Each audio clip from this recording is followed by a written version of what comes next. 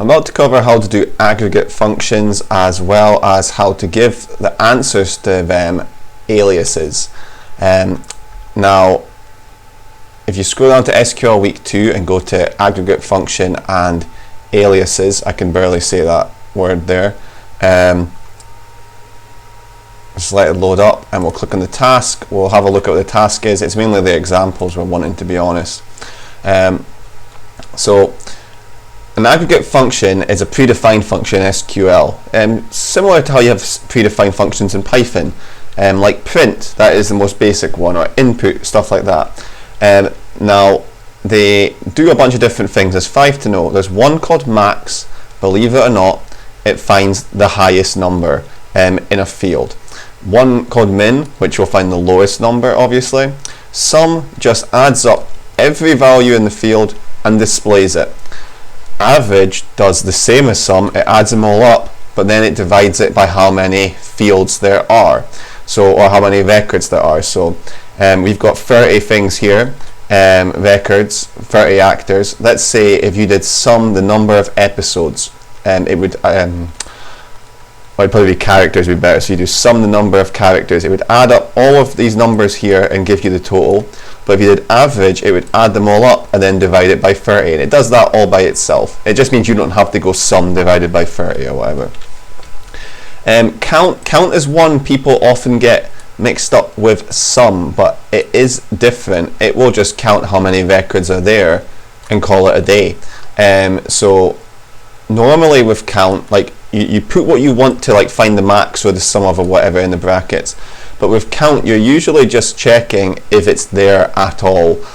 So you normally want to do count star. It'll probably make more sense once you actually start typing it. But normally, 9 times out of 10, you're going to do count asterisks here for all. So in our example, I've only done one example, but I've done an improved version, which you should be following as well. So in the most basic example, if you did select max number of episodes from characters, it's going to look in the characters table, look at this number of episodes column, and it's going to find the biggest number, which is 67, which is strange when there's 76 episodes, but the character that appears the most only appears 67 times. But whatever, it's a very complicated show.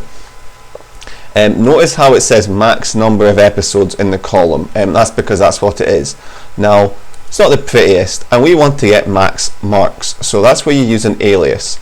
It's very easy to use an alias. All you've got to do is, the code looks very, very similar, except after you run it, so after this bit, you write as, and then just give it a name. Whatever you write after the as is its new name.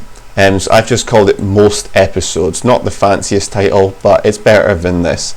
So it will display like this afterwards. And that's just for you to get that extra mark in the exam or in the coursework. Now, let's go through some real examples. All the tasks are here, but I also have them in the code as well. So show the lowest number of episodes a character appears in. I won't do that one because that's basically the opposite of this. It's just min instead. Show all character details for the character. Okay, that's quite easy as well. Count how many characters are in the database, right? So this is the one I was saying that count's a bit different. So for count, you would do count and then you do star. Sorry, it should be select count. Can't even spell. Select count star from characters, and then you run it, and then I didn't even give it a name. I was just stressing the importance of giving it a name. I didn't even do that myself. So we'll say as number of characters. Run that, and now it's got a fancier name. If you want to check the answer, go to answers here, and yeah, it's exactly the same. What else? Count how many characters are in the database of the surname Lannister. So it's exactly the same as this, but you just add a where clause to it.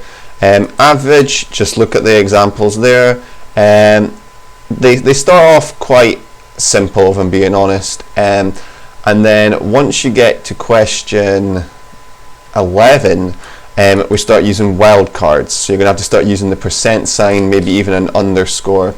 Now, if you don't know how to do the %, if you don't know how to do the wildcards, sorry, check the previous video before this, how to do that, and the previous task.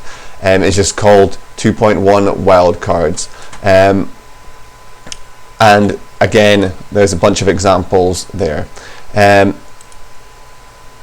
is, when you get to stuff like some of these questions still do take data from both tables, bear in mind. So if it asks you to go for actor and character, you're going to need to join the primary key to the foreign key. So you're going to need to join actors.actorID equals characters.actorID to get that joined up. So don't forget that still applies when we're using aggregate functions if you are using two tables.